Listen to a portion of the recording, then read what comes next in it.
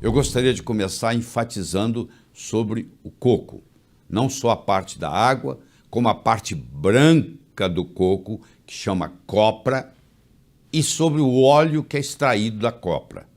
Esse é um excelente alimento funcional.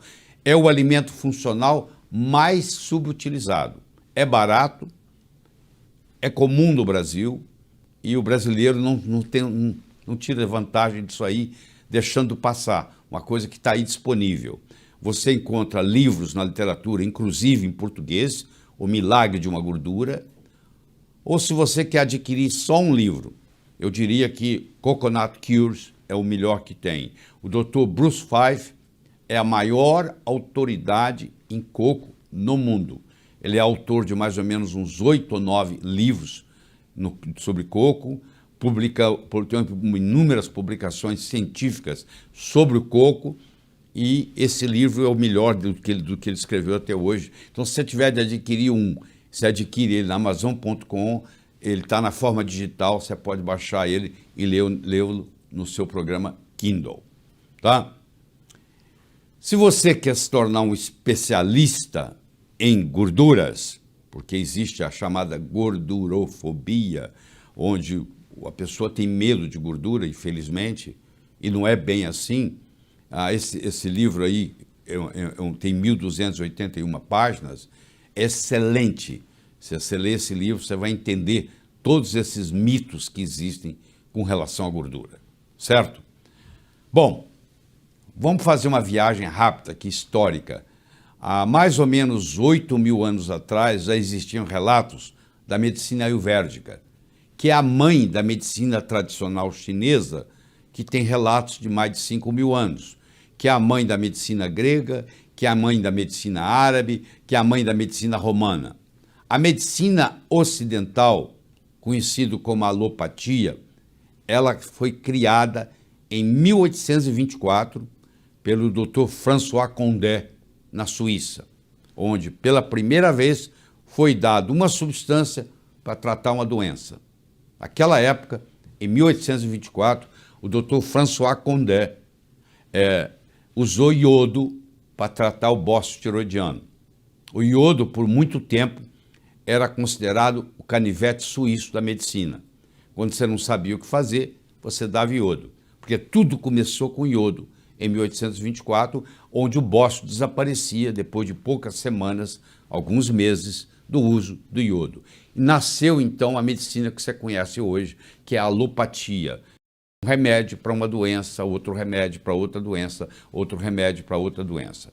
Mas voltando lá na medicina ayurvédica, ainda amplamente praticada nos dias atuais, tem o óleo de coco como ingrediente fundamental em inúmeras preparações medicinais. Então, você vê, há 8.000 anos já existia o uso do óleo de coco no tratamento de doenças. E a medicina ayurvédica é praticada hoje por pelo menos 1/3 do mundo. Os chineses, os japoneses, os coreanos, os asiáticos em geral. A medicina preferida deles é a medicina ayurvédica. E o uso de óleo de coco em preparação medicinal é muito comum entre esses povos.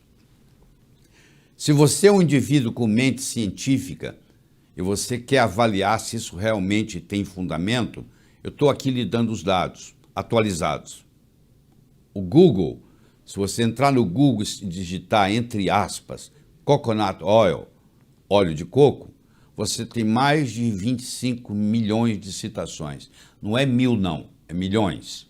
Se você entrar no Google Acadêmico, que é a melhor plataforma científica que existe no mundo de hoje, tem mais de 120.000 citações. Se você entrar no mercola.com, que é o melhor site médico e o maior site médico mundial americano, tem mais de 9.000 artigos sobre o óleo de coco. Se você entrar no PubMed, que já é hoje uma plataforma mais pobre, ela é estatal, ela tem 1.808 artigos científicos. Isso eu chequei ontem, preparando para essa aula. Ela tem 1.808 artigos científicos. E se você entrar no Amazon.com, for na seção de livros, existem mais de 500 livros no Amazon.com sobre óleo de coco falando bem. Agora eu lhe pergunto, se tem mais de 25 milhões no Google, mais de 120 mil citações científicas no Google Acadêmico, mais de 9 mil artigos no Mercola.com, 1.808 artigos científicos no PubMed, todos falando bem, e mais de 500 livros no Amazon.com falando bem do óleo de coco, o que você está esperando? É barato, é simples. Uma colher de sopa tem em torno de 14 gramas de óleo de coco, 1 ou 2 colheres de sopa por dia. Você pode colocar no seu café, ele vai ficar um pouquinho mais adocicado, ao invés de você usar açúcar, porque o coco também tem a sua própria açúcar, e você vai estar fazendo um grande bem, principalmente para o seu aparelho cardiovascular, como nós vamos ver aqui no decorrer dessa apresentação. Para você ter uma ideia dessa história de gordura, as gorduras são classificadas em cadeia curta, cadeia média e cadeia longa, porque a gordura é formada de ácido graxo. Eu tenho ácidos graxos de cadeia curta, acético, butírico, capróico. Eu tenho ácidos graxos de cadeia média, caprílico, cáprico, láurico. E eu tenho ácido graxo de cadeia longa, mirístico, palmístico, esteárico. Vocês estão vendo aqui que os que são de cadeia média, o caprílico, o cáprico e o láurico, representam 67% dos ácidos graxos do coco. E nós vamos conversar mais especificamente sobre o ácido láurico, que tem propriedades ultra especiais. Só para você ter uma ideia da diferença, eu quero que você compare nesse slide o vermelho com o azul. O vermelho são os ácidos graxos de cadeia longa, como é o mirístico, o palmítico, o esteárico, o araquídico, o beênico, o lignocérico. Vocês estão vendo que eles vão primeiro até o coração, depois eles vão para o fígado, depois eles são carreados pela LDL até os tecidos, trazidos de volta pelo HDL e levados e expulsos e eliminados na bile. Vê a trajetória do vermelho, por favor. Agora observe a trajetória do azul, que são os ácidos graxos de cadeia média, que no caso é o caprílico, o cáprico e o láurico. Os três estão no óleo de coco. Tá? Você vê que eles têm um percurso totalmente diferente. Eles vão pela veia porta, vão até o fígado diretamente, ao invés de passar lá pelo sistema periférico e voltar no fígado, como é o caso do vermelho, o azul vai direto para o fígado. E eles não são armazenados, eles vão ser transformados em energia. E eles são termogênicos, ou seja, eles contribuem para o processo de emagrecimento. Quem falar para você que óleo de coco engorda, não entende de bioquímica, não entende de nutrição. Isso aí te dá uma perspectiva do que está acontecendo. A região Bicol da República das Filipinas tem o maior consumo de coco do país e a mais baixa taxa de doença cardíaca. Essa correlação não existe só na região Bicol. Em todo lugar onde se consome muito óleo de coco, tem-se muito pouco doença cardíaca. Os efeitos benéficos da água de coco nos níveis de HDL. Se você ingere água de coco diariamente, você vai aumentar o seu HDL, que você conhece com o nome de colesterol bom. Então a água de coco também tem um efeito terapêutico muito grande e tem aí publicações mostrando nesse slide para você ver. A gordura predominantemente no coco é saturada, de cadeia média, caprílico, cáprico e láurico. Esses três, que são de cadeia média, constituem 64% da gordura que existe no coco.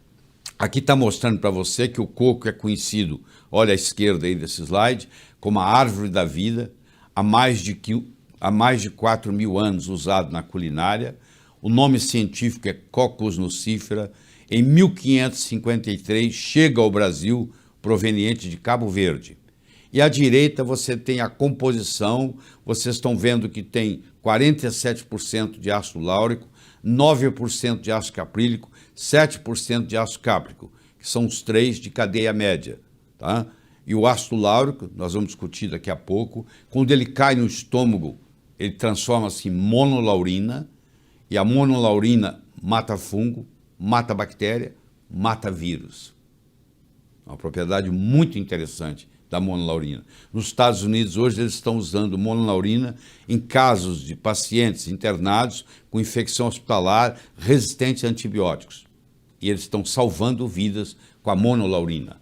E você adquire isso aqui simplesmente ingerindo ou a copra, a parte branca do coco, ou o óleo de coco, e isso vai cair no estômago e vai formar uma substância que tem essa ação antibiótica, mas não prejudica como os antibióticos. O leite materno é rico em ácido láurico. 14% da gordura saturada do leite materno é láurico.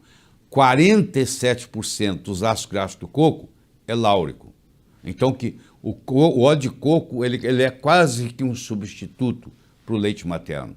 Aliás, as famílias pobres, onde não tem a amamentação por alguma razão, eles fazem uso do óleo de coco e da água de coco e do coco para substituir. E aqui está a explicação.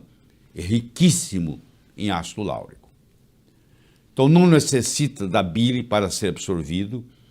Uma pessoa que tem a vesícula removida, ela não consegue absorver gorduras, mas essa gordura de cadeia média não precisa de bile para ser absorvida, facilita a absorção de outros nutrientes, principalmente vitaminas e minerais, não é armazenado no tecido adiposo na forma de triglicérides, não engorda, não requer insulina para o seu metabolismo, ou seja, o diabético pode, sem problema, fazer uso do óleo de coco, é termogênico, significa que aumenta o metabolismo e com isso ajuda no sentido do emagrecimento e é menos calórico do que outras gorduras. Aumenta a termogênese e aumenta a beta-oxidação, o coração usa melhor essa energia. Aumenta a termogênese pós-prandial, ou seja, depois que você ingeriu uma refeição, aumenta o metabolismo. Aumenta a CCK e a PPY, ou seja, aumentando a saciedade. Se você ingerir óleo de coco, você vai comer menos, você vai ter menos fome.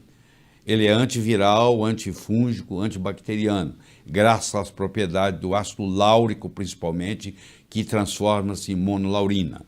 Inibe a transcriptase reversa do HIV. Paciente com HIV positivo, que faz uso de óleo de coco, não evolui para AIDS. Em todas as ilhas do Pacífico, os pacientes que têm HIV positivo e que fazem uso de óleo de coco, porque lá faz parte da culinária, eles não viram AIDS. Quando esses pacientes que têm HIV positivo, que vivendo nas ilhas, não manifestavam AIDS, quando eles mudam para cidades grandes, saem das ilhas, eles começam a ter AIDS. E é um imunomodulador, ajudando bastante em pacientes com doenças autoimunes. Você está vendo que o coco é um dos melhores alimentos que existe. Tá? É um alimento funcional subutilizado. Ele é rico em ácido láurico, como eu já disse, vai virar monolaurina. Ele é rico em triglicéridos de cadeia média. Ele inibe a 5-alfa-redutase, que nós vamos discutir quando discutirmos hormônios. Ele é um potente anti-inflamatório. Ele inibe a interleucina 1, a interleucina 6, aumenta a interleucina 10, que é anti-inflamatória. Ele não muda o colesterol, mas ele diminui o colesterol ruim, aumenta o colesterol bom. Ele tem um efeito antitrombótico e ele inibe a peroxidação lipídica. Ele tem uma ação antioxidante. Tudo isso é estudado, tudo isso é publicado. E agora eu quero mostrar para você, mesmo que saia diretamente da parte do coração, mas continua na área cardiovascular. Aqui está a doutora Mary Newport, escreveu esse best-seller, esse é um best-seller do New York Times, onde o marido dela, Steve, desenvolveu Alzheimer e ela não tinha mais o que fazer com ele. E ela começou a dar para ele óleo de coco, sem nenhuma esperança, e de repente a melhora foi absoluta. Ele voltou a ser o contador da firma dela, ele voltou a dirigir, e aqui está mostrando para vocês que quando você ingere o óleo de coco, você gera no seu corpo corpos cetônicos, que são 3, acetona, acetoacetato e beta-hidroxibutirato, e esses corpos cetônicos gerados a partir dos triglicéridos de cadeia média do coco são de grande valia no metabolismo energético do cérebro. O cérebro gosta de ser alimentado com corpos cetônicos. Olha que coisa interessante. O paciente com Alzheimer, você faz um teste nele chamado teste do relógio. Você entrega para ele uma folha em branco e pede ele para desenhar um relógio. O Steve, o marido da doutora Newport, ela entregou para ele uma folha em branco um dia antes de começar o óleo de coco e pediu ele para desenhar um relógio. Olha o que ele desenhou. Ele fez um esboço, você não sabe que aquilo é um relógio. Aí ela colocou uma colher de sopa 3 vezes ao dia de óleo de coco. Olha o que acontece 2 semanas depois. 2 semanas depois, olha lá, compara o antes do óleo de coco, compara com 2 semanas depois. Agora, aqui 1 mês depois, 37 dias depois, olha a diferença que vai acontecendo. Isso aqui não tem jeito de não ser verdadeiro. Olha lá, mostrando o efeito. Isso repercutiu em ele voltar a dirigir, ele voltar a ser o contador, ele voltar a ter emoções normais. Isso com apenas óleo de coco. Não subestime esse alimento funcional. Ele pode fazer uma diferença muito grande na sua vida. Então, o óleo de coco, ele tem benefícios no Alzheimer, ele tem benefícios nas doenças cardiovasculares, ele tem uma atuação grande no câncer, porque o câncer se alimenta de glicose, o alimento que a célula cancerígena gosta mais é açúcar. Então, quando dá óleo de coco, você cria corpos cetônicos, que a célula cancerígena não sabe utilizar, mas a célula normal sabe. Ele é importantíssimo no diabetes, porque também você vai criar corpos cetônicos, não vai precisar de insulina. Ele ajuda no tratamento da obesidade e ele ajuda em todos os tipos de infecções, seja por vírus, seja por bactéria, seja por fungo. Tudo isso está publicado, como eu mostrei no começo dessa conversa. Então, eu recomendo você, pelo menos, fazer uma tentativa. Faz uma prova. Durante 15 dias, 2 semanas, toma uma colher de sopa de óleo de coco 2 vezes por dia. Você vai ver a diferença na pele, no sono, no intestino. E claro que o seu coração vai agradecer muito, porque você vai gerar corpos cetônicos e o coração gosta de trabalhar com corpos cetônicos. O seu cérebro vai agradecer muito, porque o seu cérebro também gosta de trabalhar com corpos cetônicos. A sua clareza mental vai melhorar. A sua inteligência vai ficar mais aguçada. Bom, se você quiser estudar mais, eu espero que aqui seja só o começo dessa conversa, eu estou te dando aí 5 sites importantes sobre o óleo de coco. Eu gostaria de enfatizar o terceiro, que é o westernprice.org, que é o melhor site de nutrologia que tem no mundo. E gostaria de enfatizar o último, que é o coconutresearchcenter.org, que é um site que põe as publicações científicas com relação ao óleo de coco. Então, se alguém questionar para você que isso não é científico, você leva essa pessoa até o coconutresearchcenter.org e mostra que toda a parte científica que está lá. Então, isso aí contribui muito para ajudar você a estudar ainda com mais profundidade os benefícios desse alimento funcional subutilizado que é o coco.